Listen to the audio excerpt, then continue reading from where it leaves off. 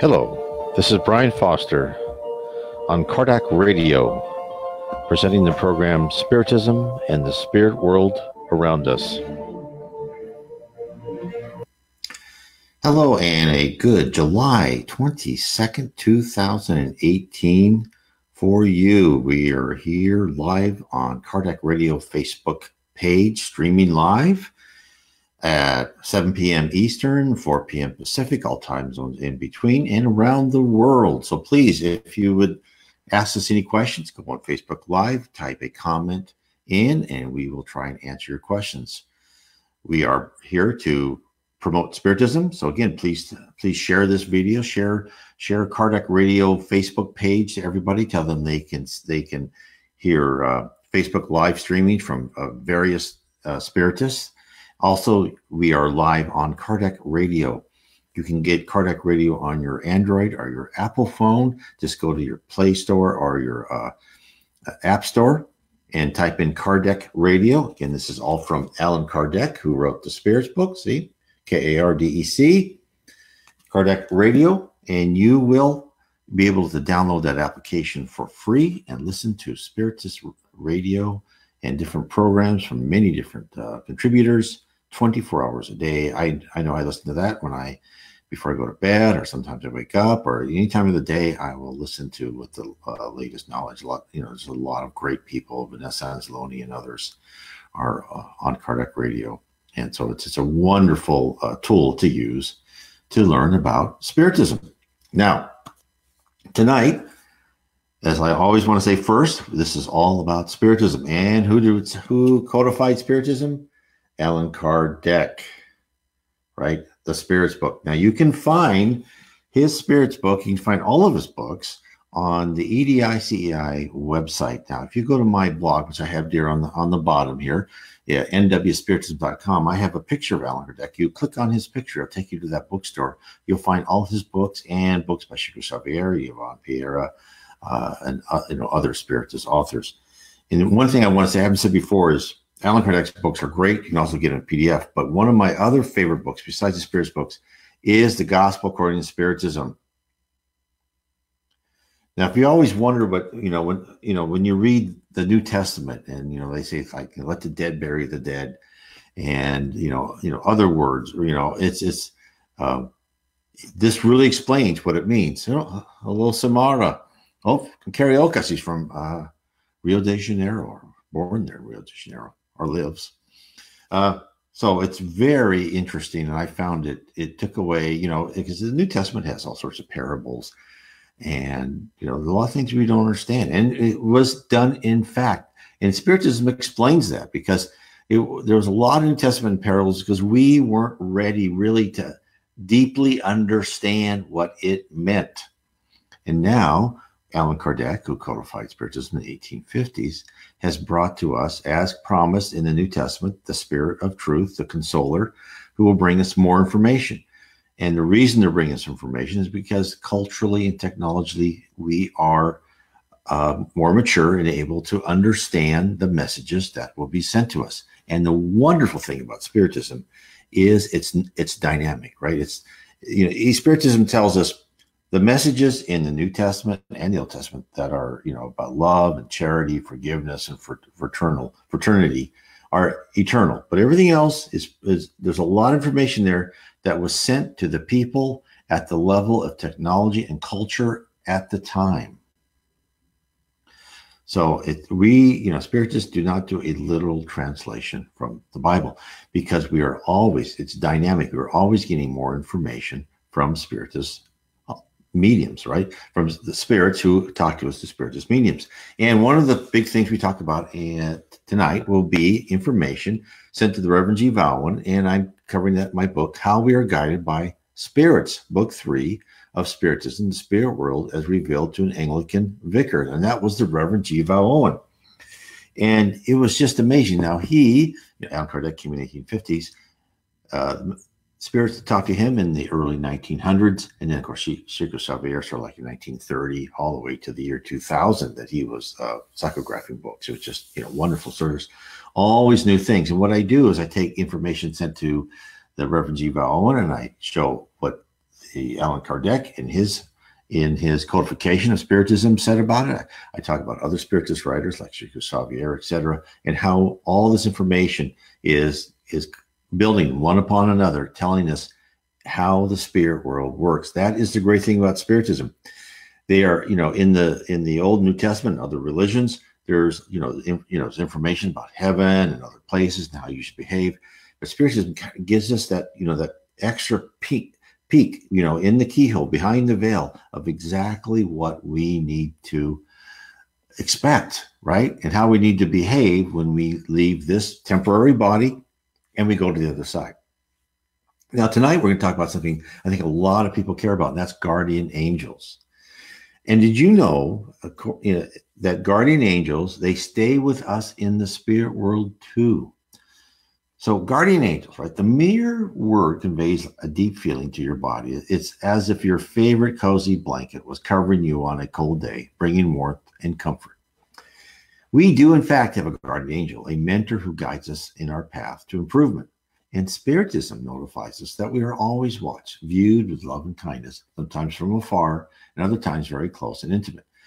Your guardian angel doesn't have to be physically with you, right? Even though they're in spirit form, they can create a connection from you from billions of miles away.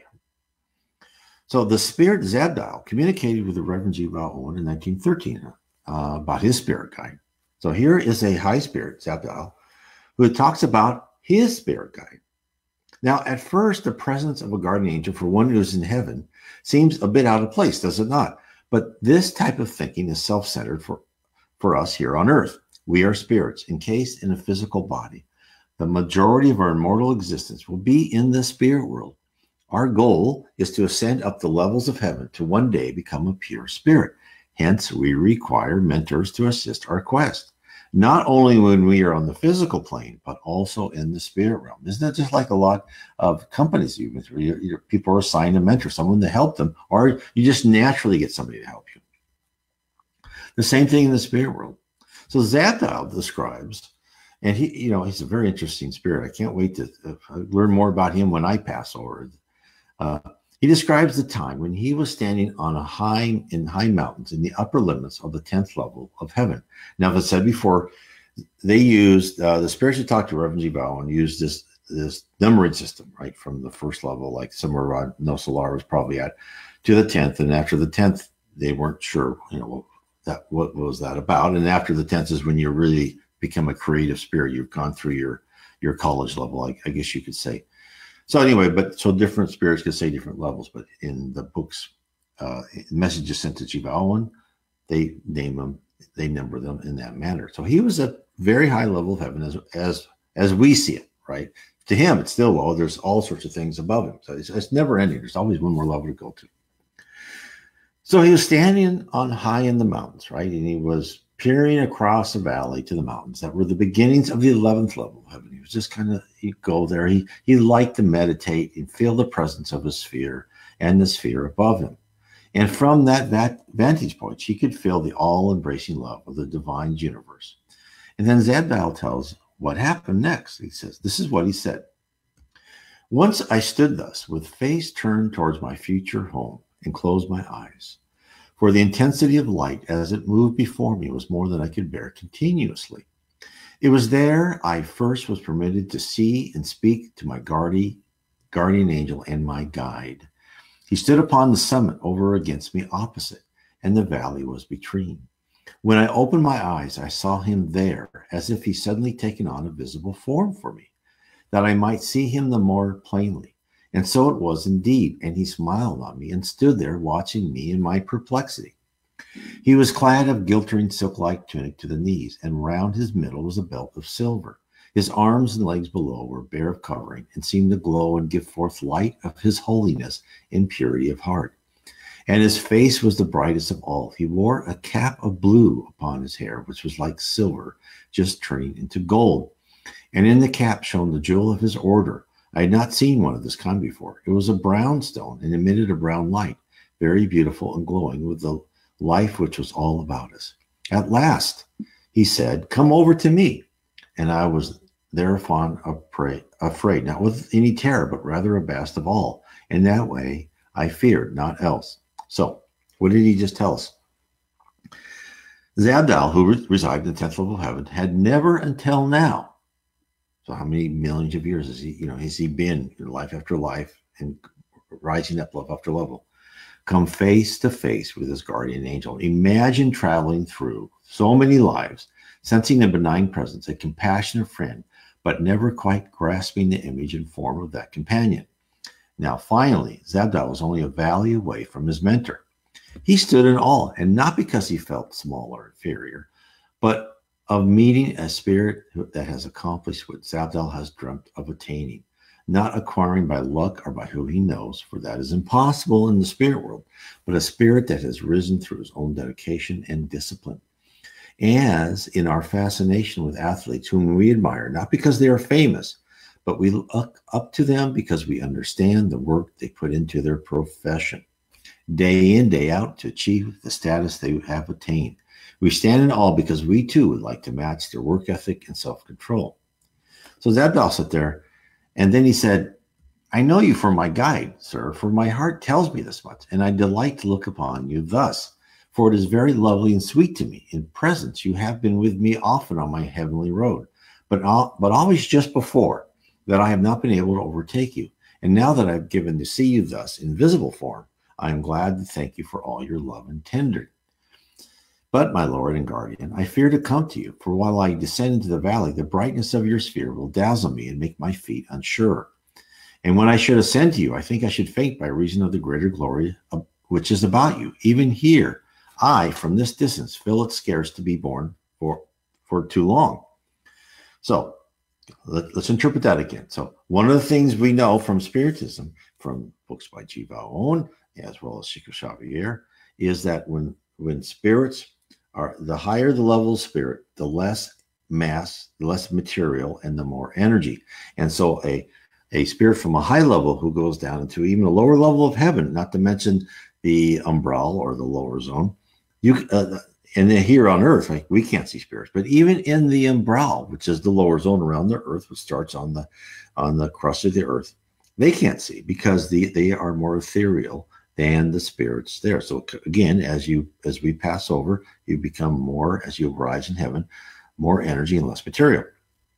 And so then even when you try to walk up into heaven, into the next level, it becomes too bright and uncomfortable. You just can't make it, right? It's just impossible to be there for long.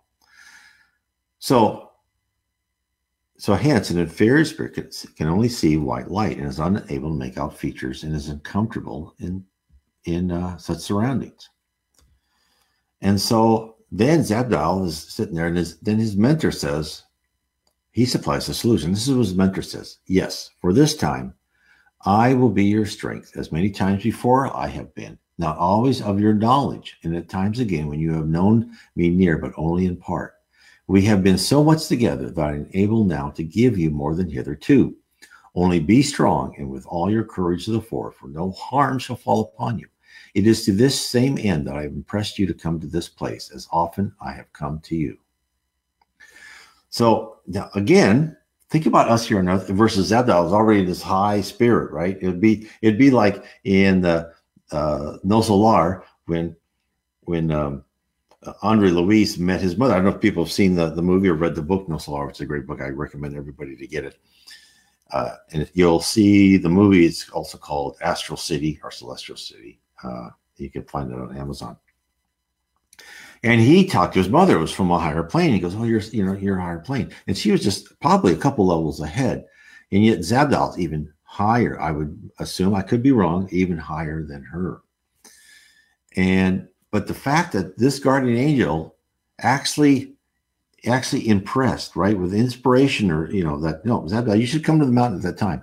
And Zabdal thought he just wanted to walk to his favorite place to meditate and ponder about the future. He had no idea he was being motivated at that exact time and place determined by his guide. So if he was easily manipulated by higher spirit, imagine how easily we are on earth. We must perform deeds or come up with ideas that we thought were our own, but were actually implanted to us by our guardian spirits. So don't doubt, even for a moment, that many of our actions we believe come from ourselves alone are covertly placed in our minds by higher powers. Yes, we still have free will to make important choices, but we are led to certain episodes in our life according to our life's plan. So Zabdal's spirit guide then begins to construct how he and Zabdal will meet in person for the first time. And this is what Zabdal said. Then I saw him for a while stand very still indeed, and as he might have been a statue very well, but presently his form took on another aspect. He seemed to be in tension as to the muscles of his arms and legs, and I could see, beneath the thin gossamer-like garment, that his body was there in like manner, exerting its every power. His hands were hanging at his side and turned outward a little, and his eyes were closed. Then a strange thing happened. From beneath his feet there came a cloud of blue and pink mingled, and it moved across from him to me until it was a bridge between the two summits. So we had a valley from one to the other and spanned the valley below. So he was creating a tunnel, a bridge from one to the other using his mind. So I always talk about thought is action in the spirit world. Let me carry on with what Zabdal said. It was in height a little more than that of a man, and in breadth a little broader. This gradually came upon me and enveloped me. And when I looked, I could see him through the mist, and he seemed very near. Then he said, now come to me, my friend. Tread firmly forward to me. You shall not have hurt. So I began to walk to him through the shaft of a luminous cloud, which was all about me. And although as I went, it was elastic beneath my feet, like very thick velvet, yet I did not sink through the floor of it into the valley, but continued my way uplifted with great joy. For he looked on me and smiled as I went to him. But although he seemed so near, yet I did not reach him. And yet again he stood still and did not retreat from me. But he held at last out his hand to me, and in a few steps more I had it in mind, and he drew me to firmer footing. Then the shaft of light faded, and I found I stood on the further side of the valley and looked across to my own sphere, for I had crossed over by that bridge of heavenly light and power. So what happened? Zabdal's guardian angel, through the force of his mind, created a bridge across a deep and wide valley. The higher the spirit, the more they're able to conjure according to their will. This, in essence, is why the spirit and ourselves strive to improve, so we can control our minds. We can create. The more disciplined one becomes by following the doctrine of Spiritism to be more loving, kind, fraternal, charitable to all in all circumstances, yet exercising authority with gentle calmness. The capabilities a spirit possesses increase. Now, again, this is where we have to, what Spiritism tells us so much. Where, when Jesus said the meek shall inherit the earth, what he did not mean, in fact, you even see that, and there's a great explanation of that in the Gospel according to Spiritism. He did not mean that you just have to sit there and take everything, right? Someone slaps you around or acts, or disappoints you time after time again. No, it just means that you calmly, with logic and with force, right? With maybe indignation, but not anger. That's a primitive emotion. Indignation is focusing your energy on the task at hand. And sometimes you have to get that other person who may not be so willing or so mature, right? Like children, they must do something, and they have to, so you have to learn how to, with calmness and logic and love, but again, some force, either defend yourself or get that person to do something. And that all the while we are on earth, swimming in a sea of spirits, good and bad, all around us, right? Keeping our emotions in check and making our thoughts and disciplining our thoughts. And that is, if there's anything you can take away from Spiritism, is start disciplining your thoughts, not just your mouth, right? Like your mother said, don't, just keep your mouth shut, right? If you can't say anything nice, don't say anything, right? We've all heard that, I believe. It's even more, Spiritism tells us, don't even think. So when you think something bad, just stop yourself. Believe me, over time, it gets to be a good habit. So you too will be an advanced spirit someday, maybe millions or billions of years from now. A spirit from Earth, starting out in an immature state, will someday lead the destiny of a planet in the same manner as Christ leads us.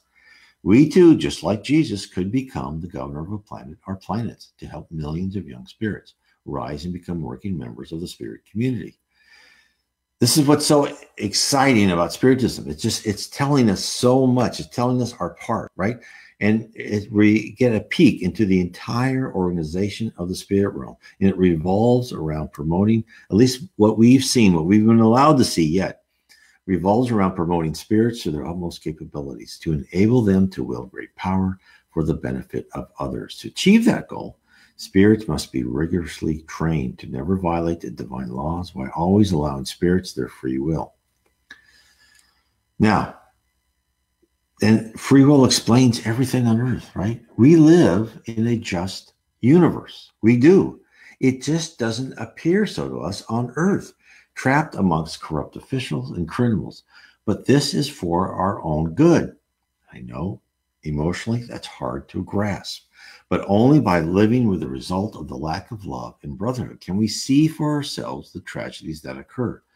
The philosophy the spirit world has with us is the same as allowing your children to occasionally make their own mistakes so they will know that you realize they believe they know better than you, right? Don't we all? The results of the ill-considered actions. We are no different. Some people, some people learn the hard way. Some people learn the easy way. And a lot of reshaping our personality and our character has to be done the more difficult, hard way. Hence, we go through hard trials. If this gives anything for you to take away, is this. All the trials we go through, they are not meant to punish us. They're not meant to say, oh, let's just hurt that person. No, the spirit world never does that, no matter what it is. It's to teach us a lesson. We may not like it, right? It's like having your 4-year-old run out into the street. Now, you can't just let that happen because your 4-year-old will kill themselves, right? Him or herself. You either have to, maybe a little tap on the hand or put them in the corner. And when you do that, they just cry. It's like a horrible thing to them. Well, it's kind of like us too. When these things happen to us, we think, oh my God, this is horrible. But if you look at our arc of our lives and you know that we are immortal, it's just a little thing. Now, easier said than done, right? Because I've been a big whiner when things happen to me. So I'm not going to say I've reached that yet, but we all can try. So let's talk more about Zabel talking with his guardian angel. So Zabel had reached the side of his mentor, and now for the first time he had the opportunity to speak directly with the unseen hand that has for so long steered him to the correct path in incarnate or discarnate form. And this is what Zabel said. Then we sat down and communed together many things. He called to my mind past endeavors and showed me where I might have done my task in better ways. And sometimes he commended me, and sometimes he did not commend, but never blamed, but only advised and instructed with love and kindliness. And when he told me something of the sphere on the borderland of which I then was, and some of its glories, and how the better to sense his presence as I went about my task, to which I should presently return to finish it. And so he talked, and I felt very good fellow of strength and delight. And he gave me of his larger strength and of his higher holiness. And I understood a little more than hitherto of man's potential greatness and humility to serve his master, the Christ and God through him. So the past accomplishments of Zabel were discussed in the sympathetic and caring manner, with gentle suggestions of how to perform better next time. We have seen the same consideration and kindness from spirits and stories by people who have had near-death experiences.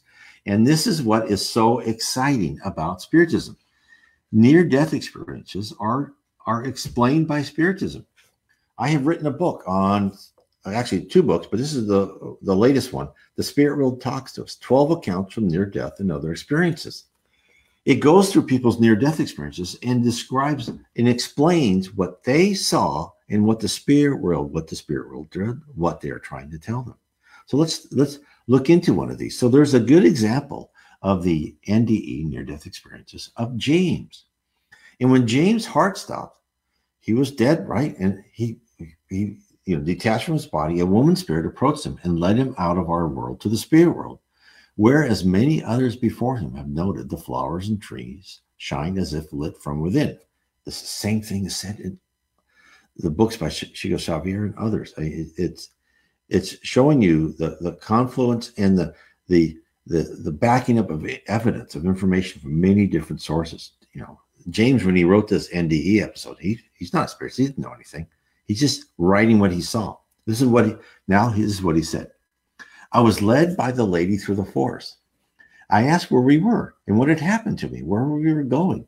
I was told everything was fine and my questions would be answered soon. I didn't feel concerned. In fact, I felt calm and peaceful.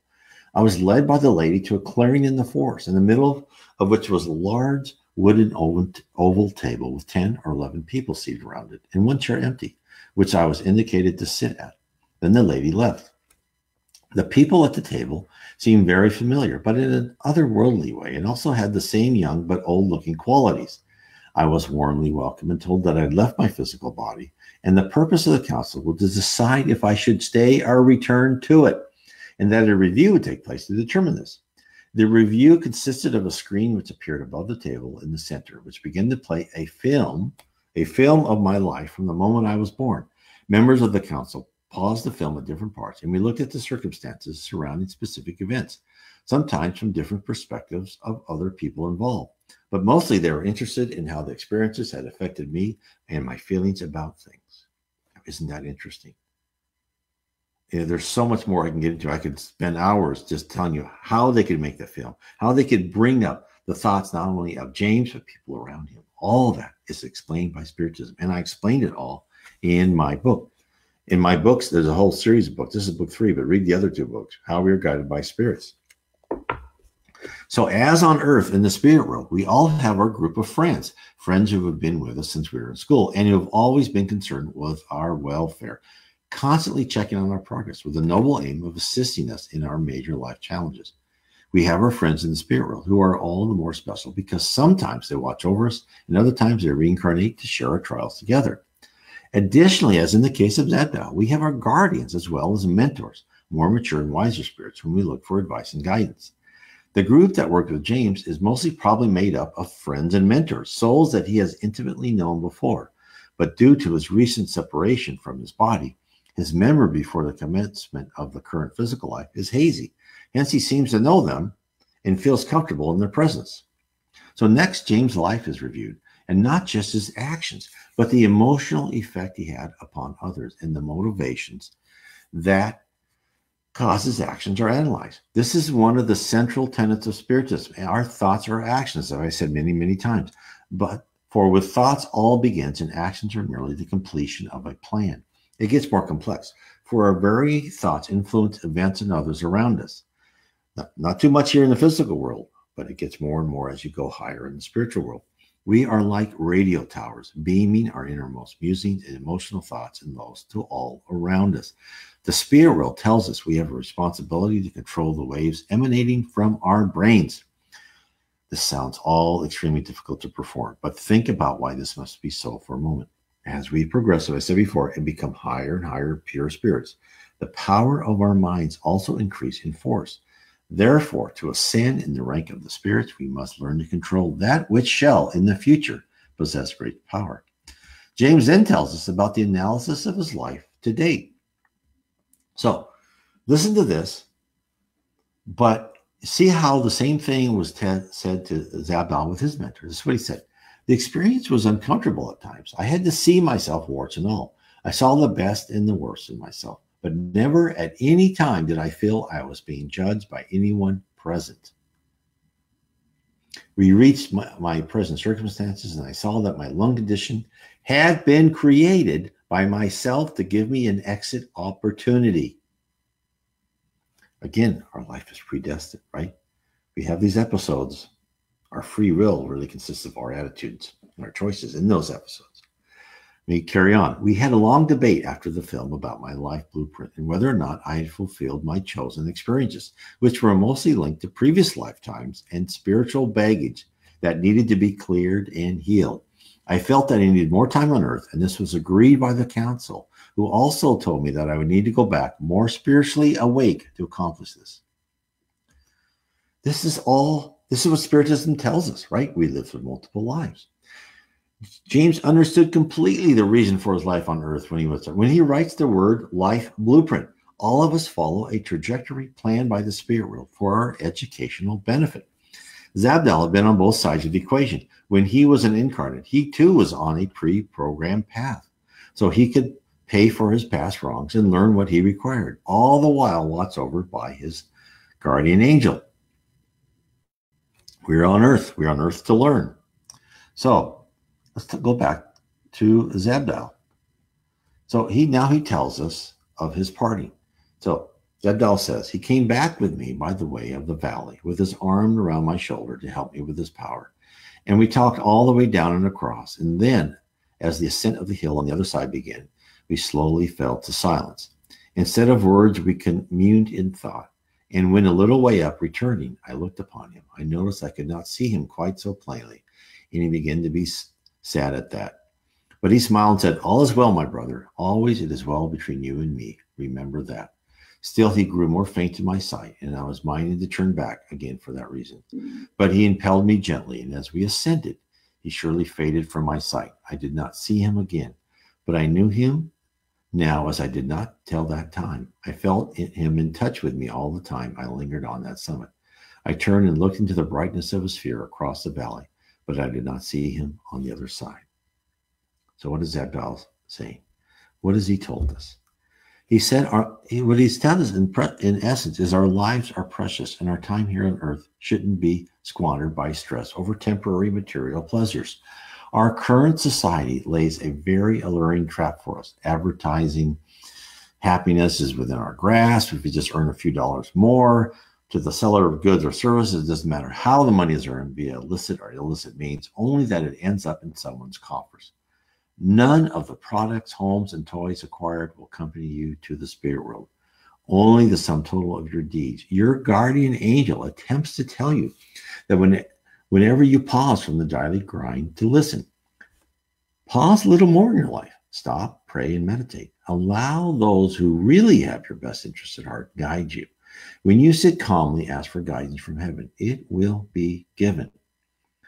Life in the spirit world is worth sacrificing that one more purchase you wish to make.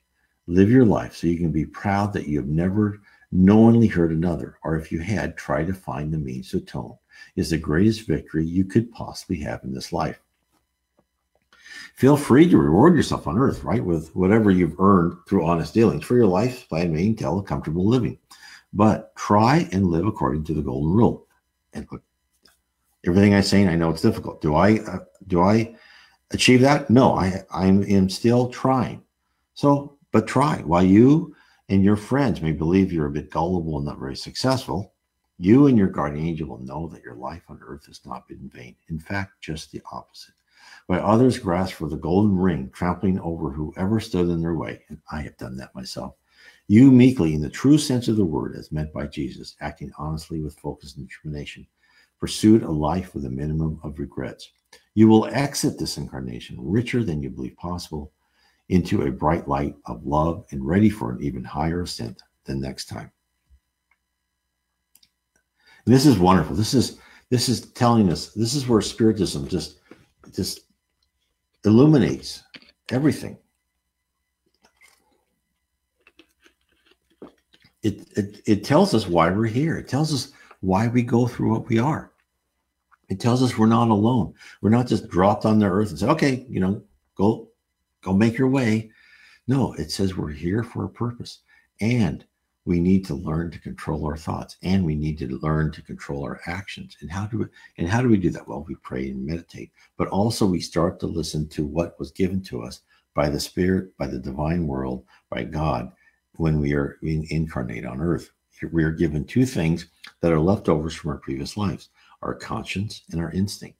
And our conscience is this law library of what we should do in each circumstance. Now, we fill it in and we put more and more of what we should do in gray areas as we mature and we go life to life of spirits. So a more immature spirit will know less. So that's why primitive spirits, they will do stupid things, right? They will be your thug. They will be your person who robs and maybe, kills just because they want something. But remember, this is where, you can say they should still be in jail. They should still have to be, go through whatever society does, but you can still love them because know that they're mature. Someday they will be mature. It will take multiple lives. And then another way I want to talk about tonight is how we're helped. And again, we are told by Zadal is how heaven processes our prayers. Now, isn't that interesting? Prayer, as many people know, is real. Prayers are listened to. And this is, again, what it was. This has been said in, by, many religions, many places, but Spiritism starts telling us, okay, exactly how this works. This is what's just so exciting. This is why when you read about Spiritism, it's like every page is like, oh my God, right? It's oh my heavens. Yeah, now I understand. So let's talk about processing prayers. So high in the upper boundary, on the 10th level of heaven, where Zabdal resides, Zabdal tells us there's a colossal tower with 10 sides. Now, this isn't just one of them, right? I mean, this is just the only one. I'm sure there's all throughout. So this is just probably one of the towers. And each side processes the prayers and requests of a specific stage from the lowest level of heaven up to and including the 10th. So it sounds like this one is just talking about within heaven itself. There's probably other ones for within incarnates and then lower zone and the dark abyss was under that. It's really a grand central station of thoughts, quandaries, conundrums, and problems which all need a response. The Spirit Zabdal describes the location. The facility is on a plateau, the ground covered in stone, the color fire. The reflection of the stone permeates the air above to a height of 100 yards. Next, Zabdal describes the building itself. This is what he said. On this level, space was one building. It was of 10 sides, and each side was diverse in color and in architecture from all its fellows. Many stories it had, and rose a glittering pillar whose top caught the light which came along the peaks of the mountains, some far, some near.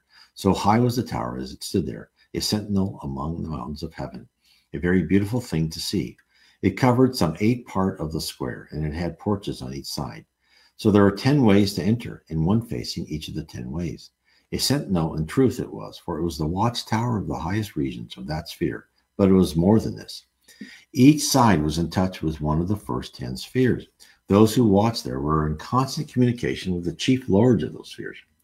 There is much business passing between these heads of different. Hello, Carlos.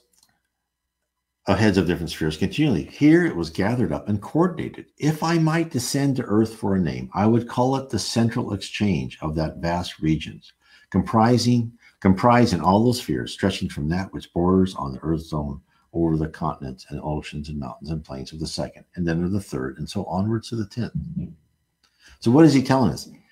Heaven isn't just an ethereal group of clouds in the sky. It is organized. It has controls in place, and it has command and control center, just like any large city or country. This knowledge of heaven is what Spiritism brings to us. Henri Louis, the spirit who told us of his ascent to one of the initial stages of heaven, to the celestial city of No Solar, described the various ministries and organizations which control the life of his beloved spirit home. While the names of the departments may differ from a city on earth, the purpose remains the same, running a complex organization full of souls, all who have work to perform. In the book No Solar, Henri was told that while work is expected from everyone in the spiritual planes, rest was also important. The one person who never seemed to rest was the governor of the city. And when Henri asked if he ever leaves his work, he was told only on occasion when the public welfare demands it. So here we are again, information from Vale Owen in the 1910s and 20s. And then we show this from Henri Louis, where we have the head of the city. He never sleeps. He's always working. And he must be reaching out and asking questions. And all his ministers are probably asking questions. And one could imagine the head of No Solar would be well plugged into that watchtower, where the daily business between various cities and colonies, from one sphere to the next, from heaven to the earth, would command the full attention of those entrusted with running a fair-sized metropolis. The Spirit Zabdal communicated with Reverend Vale Owen during December 1913 about his visit to the watchtower. He described the people working at the tower as a superior caliber, a higher spiritual level than most spirits residing on the 10th level. They never seemed excited, going about their business in a cool and level-headed manner, always curious, and would go out of their way to make all feel comforted and special. Zadal described them as stately, and they received all reports, information, requests for solutions of some perplexity or for help in other ways in perfect quietude of mind. When something more tremendous than usual burst upon them, they were unmoved and ready always, quietly confident in strength to cope with their task, whatever it might be, and with wisdom to make no mistake. So then Zadal was invited in the tower, and he reports what he found there. So what he said, there was a large hall or triangular shape, and high up the floor of the next apartment. We went to the wall where it met in an angle, and there my friend bade me to stand a while and listen. I soon heard voices and could discern the words they brought. These were being dealt with in a room above us, 5 stories aloft, and were transmitted downwards, passing through the floor into the round below, where there were other chambers. I asked the reason of this, and he informed me that all the messages are received by those who had their station on the roof of the building. These are extracted what words they needed for their part of the work and allowed the residue to proceed downwards into the chamber below them. Here the message was treated in like manner and again handed on downwards. This was repeated again and again until what was left passed down the walls of this ground floor room to once again be sifted and the residue passed on below. In each room there was a great multitude of workers, all busy without waste, going about their task. Now you will think this strange in a way to go to work. But the reality was stranger still. For when I say I heard the words, I tell you only half. They were audible visibly. Now, how should I put it in your tongue?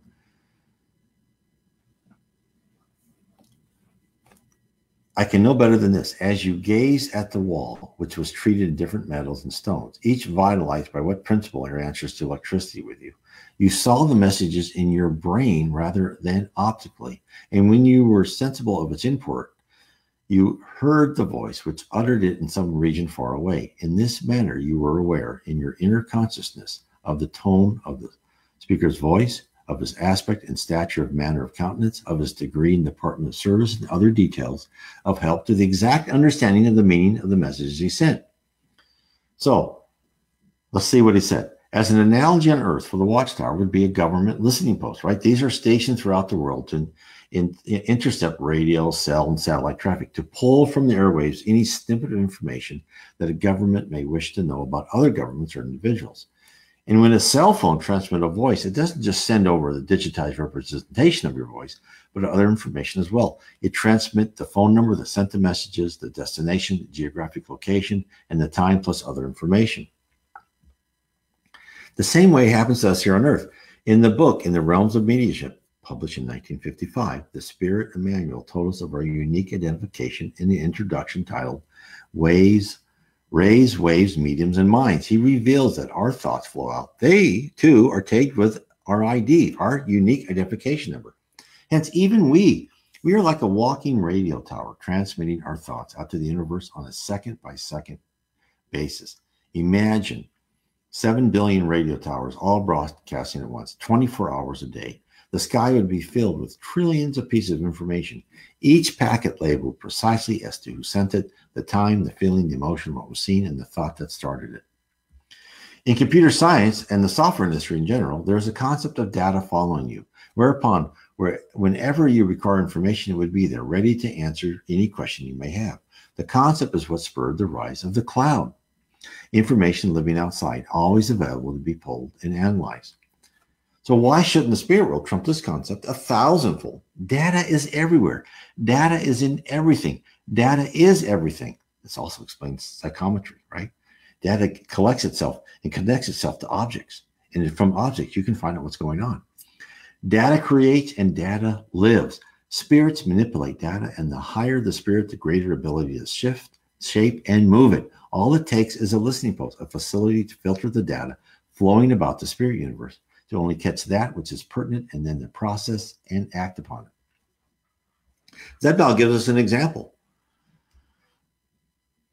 He watched the entire process because it was hard for him to translate the string of messages completely enough so he could understand them. They were too complex, too dense, and full information. His guide offered to translate one of the strings of messages. So here's the example that was given. This is what he said. It was to the effect that a party had been sent from the 6th sphere into the 3rd to help in the construction of some works that are proceeding. Those who had designed them had been of high development and had included in the apparatus and structure to contain it a somewhat more advanced scheme that was possible to construct out of the substance of that sphere. I'm going to put the problem to you thus. If you were to endeavor to build up a machine for the manufacture of ether and the conversion of it into matter, you would find no substance to hand on Earth of sufficient sublimity to hold the ether, which is of a force greater, more terrific than any force, which is imprisoned within what you understand as matter. It was a somewhat similar problem they encountered now and wanted advice of how best to proceed in order that the scheme might be carried out as to a large extent as possible. This is one of the simpler problems the higher ones are given to solve. So what does that tell us? Help is always at hand. There's always, it's like, you always have the helpline, right? You ask questions. Here in the spirit world, you sit and you pray, you meditate, says, I don't understand this problem. Can I get help? It's always, we don't always request to perceive it, but there are listening posts for our physical sphere. There is an army of spirits who gather, filter, and respond to our thoughts, meditations, and prayers. The spirit realm, they built the earth, so spirits may reside there to undergo intensive training. So we humans may learn the difference between the dark road and the path of light. The goal is to enable all of us to become valuable members of the spiritual society, participants who contribute as opposed to students requiring training. We are still students, learning to calmly solve problems with love and kindness in our heart, no matter how difficult or urgent the situation is. So I hope that helped everyone tonight. This is what Spiritism and this is what I am trying to do in my book. So again, if you go to my blog, nwspiritism.com, and what I've done is I've tried to get multiple information from different spiritist mediums, spiritist writers who psychograph information from high spirits all the way from Allan Kardec, Leon Denis, Yvonne Pierre, Chico Xavier, Divaldo Franco, and organize these into things and explain from different points of view from these different spiritist mediums how things work. I'm trying to bring this together so we really have an understanding of what is awaiting us on the other side. And if we understand what's awaiting us on the other side, we understand why our life is like it is, and we understand why we must go through what we must in order to improve ourselves. And with that understanding, it's like when you're a child and you don't want to learn, and you go to class and you resist and you resist and resist, and you learn nothing. Versus the student who understands, he wants that education. He or she wants that degree. They go to class and they listen, and they learn, they participate, and the outcomes are totally different. One outcome is the person's made hasn't made any progress whatsoever. Spiritism calls that parking, just parking life after life. The other person who wanted and participated and understood and listened to the teachers and professors and talked to other classmates had made great strides. And that's where I want to leave you. So I want to thank you for being with me today. And it was a wonderful, wonderful time. And this is, I want to urge everyone, please share what you can. Go to my YouTube channel. You'll see it on my nwspiritism.com. Click on my YouTube channel, subscribe to it. Share this video to other Facebook pages, to your friends. Go to YouTube, share the fact that YouTube channel, share, Kardec Radio. Just let people know, let people understand how important Spiritism.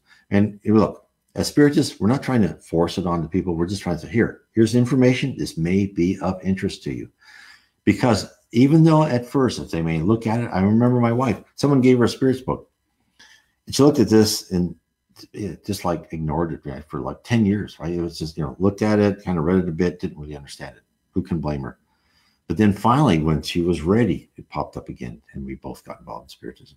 So there's, you just never know, but just a kind word and a little direction, say, this might be of interest, will help to other people. So I want to thank everyone, and thank you for a wonderful night. And please, again, remember, every Sunday, 7 p.m. Eastern, 4 p.m. Pacific, and all the other time zones, we are live here on the Kardec Radio Facebook page. God bless you. I would like to thank everyone for listening to our program on Kardec Radio. and to point you in a direction to find more information about the spirit world around us. You can visit my blog at www.nwspiritism.com. Again, that is www.nw as in Northwest Spiritism.com. And if you are ever in the Northwest, I certainly would welcome to have you come to our meeting on Bainbridge Island near Seattle in the state of Washington. Many blessings to all of you, and please continue to explore Spiritism and the spirit world around us.